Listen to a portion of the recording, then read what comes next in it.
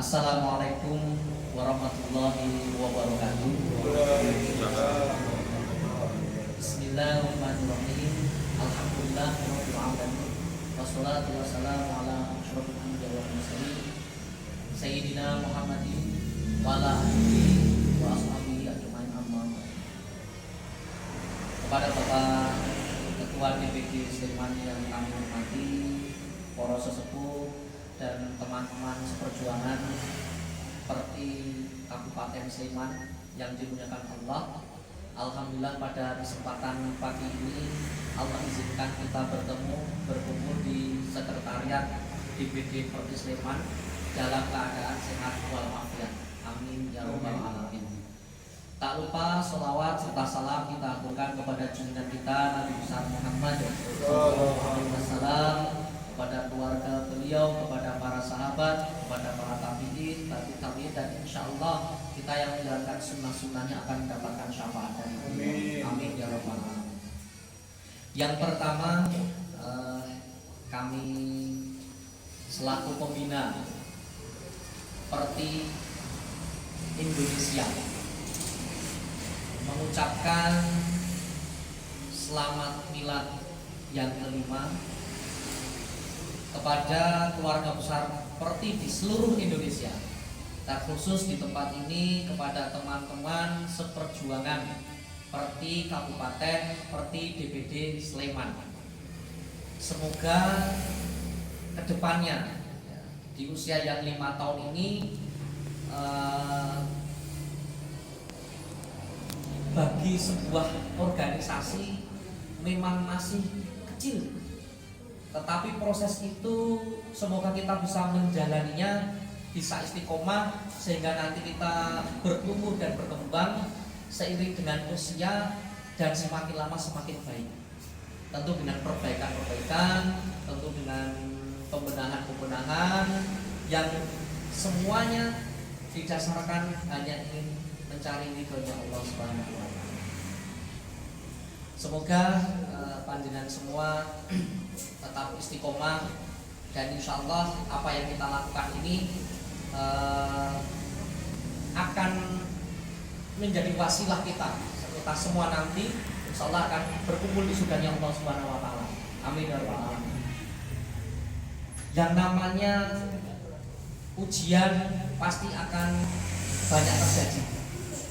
Bukan hanya kita, bahkan para ulama, bahkan para nabi pun demikian. Jadi tugas kita itu adalah beramal saja. Tugas malaikat mencatat, tugasnya orang mengomentari. Jadi kita nggak usah sibuk dengan komentar-komentar orang. Terus pokoknya tugas kita adalah beramal saja melalui kendaraan seperti ini. Semoga itu saja yang dapat saya sampaikan. Semoga panjenengan tetap bisa istiqomah dengan kendaraan seperti ini yang luar biasa, dengan visi menyehatkan umat, sehat jasmani maupun rohani. Kemudian misinya ada 3. Jikalau misi itu kita laksanakan, insya Allah visinya akan tercapai. Misi pertama adalah mencetak terapis yang handal. Dalam pelatihan sudah sering saya sampaikan, terapis yang handal itu bukan terapis yang punya sertifikat satu tumpuk, tetapi terapis yang bisa menempatkan di mana letaknya Allah dalam proses penyembuhan ini, dalam proses terapi ini, di mana letaknya metode, di mana letaknya terapis. Jangan sampai terbalik-balik, Allahnya kita lupakan, metodenya kita Tuhan-Tuhankan, terapisnya sombongnya bukan main. Ini terapis yang handal adalah terapis yang bisa menempatkan di mana letaknya Allah, di mana letaknya terapis, di mana letaknya metode. Semuanya penting, tapi ada porsinya masing-masing. Jangan sampai keliru. Yang kedua adalah bakti sosial. Bakti sosial ini terbagi menjadi banyak. Ada yang bakti sosial yang seperti ini serempak, ada yang bakti sosial kita ke bencana alam kita kirim rekan-rekan kita dari berbagai daerah. Kemudian juga bakti sosial menangani pasien-pasien yang kurang mampu dalam program Perti Peduli. Itu kita lakukan dengan kekompakan dan dengan kemampuan seadanya. Yang penting kita beramal saja. Masalah orang lain ngomong itu tugasnya orang memang ngomong gitu ya. Kemudian misi yang ketiga adalah menyediakan produk yang murah berkualitas. Ini yang teman-teman kadang miss. Wah sekarang seperti jualan, sekarang Ustaz Wahyu jualan. Saya minta tolong carikan dalil kalau berdagang jualan itu haram. Yang benar Rasulullah menganjurkan jualan, Rasulullah menganjurkan berdagang. Tolong carikan saya dalil perintah Rasulullah atau anjuran Rasulullah menjadikan ilmu terapi itu profesi. Kalau mau pelajari ilmu terapi dia, tapi menjadikan ilmu terapi profesi tolong carikan. Walaupun tidak pada kemudian itu larangan, bukan larangan Pak ya. Tetapi alangkah jauh lebih baiknya ketika ilmu terapi ini kita manfaatkan untuk kemaslahatan umat. Terus lek golek duit pripun? Lek golek duit itu dagang, bisnis, tani, ternak. Dan perlu panjenengan ketahui Bapak Ibu sekalian ya, teman-teman seperti yang di dalam yang ibu-ibu, mungkin ada bule dan lain sebagainya. Kendala dari misi pertama dan kedua itu, mohon maaf, hampir di seluruh DPD itu adalah ujung-ujungnya duit, Pak.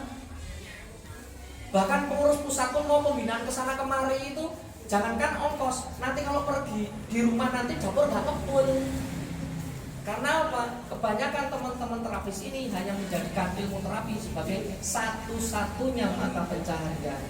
Sehingga kalau disuruh, ayo kalau ada pasien datang, tidak usah kita tarif, kita kasih herbal, bahkan kita sangoni. Nggak mungkin.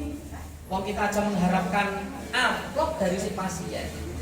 Maka kalau bisa dan sudah kita mulai praktekkan Bapak sekalian, kalau ada pasien datang, yuk kita terapi gratis, kita ajari, kita kasih herbal gratis, syukur-syukur ongkosnya dikirimi, dikembalikan.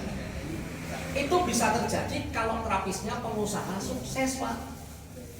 Maka misi ketiga menyediakan produk murah berkualitas itu memfasilitasi teman-teman untuk berdagang. Berdagang itu tuntunan Rasulullah. Aneh kalau yang namanya teman-teman malah justru berarti sekarang mau berdagang.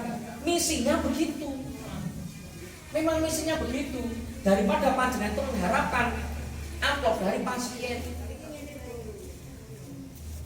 Mohon maaf agak panjang Pak ya, karena sekalian ketemu. Semoga yang di luar teman-teman seperti juga mendengarkan, yang di dalam juga mendengarkan. Sekarang kalau saya tanya Pak, kalau misalnya panjenengan punya ayam dan ayamnya itu kejur teng selokan, pun keblebek-blebek pun ajeng mati. Niku kinten-kinten jenengan tulungi mboten? Tulungi Pak. Tulungi ya. Niku ayam. Ya, kalau ada orang manusia nih Pak, sakit kanker, diabetes, stroke, susah mboten Ibu? Susah. Jenengan tulungi napa jenengan arep-arep amplope? Karo ayam nulungi ikhlas, karo uang napa kok kita arep amplope? Karena sebenarnya solusinya itu Pak, harus ada mata pencaharian, sumber mata pencaharian yang lain, sehingga ketika ada orang yang datang kanker, stroke itu tidak kita mengharapkan amplop. Muncul rasa simpati, empati, kita bantu. Karo pitik saja mau nolong, masa sama orang mau menjadikan pasien komoditi susah. Bahkan hitung-hitungan bisnis pun seorang terapis susah kaya, sudah sering saya sampaikan Bapak Ibu.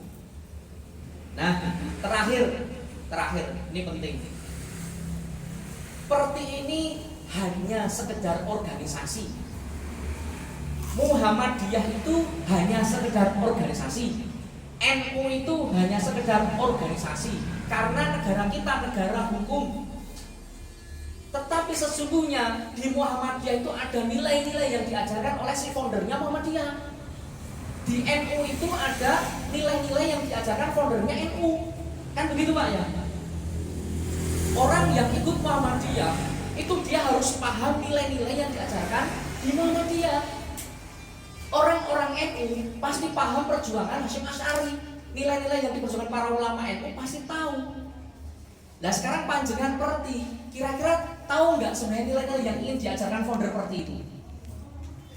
Itu yang sering menjadikan miss antara founder dengan teman-teman di daerah, teman-teman secara personal. seseorang yang lahir dan besar di lingkungan Muhammadiyah, kemudian ikut organisasi di NU, bahkan menjadi pengurus pusat NU. Setelah menjadi pengurus pusat NU, bareng-bareng ada agenda sholat subuh berjamaah dengan pengurus NU. Imamnya kunut.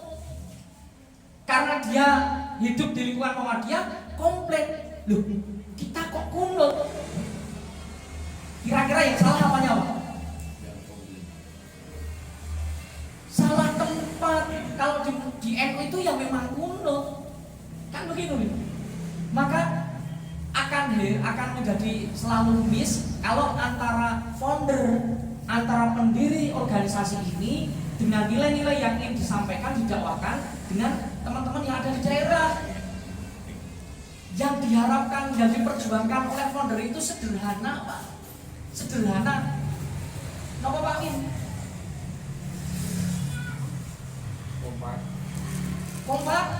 Sepak bola kompak Pak, enggak usah pergi. Tadi saya sampaikan, satu, kita itu memerangi kemusyrikan. Kenapa? Kita meneruskan perjuangan para nabi dan rasul. Faktanya silahkan diteliti ya.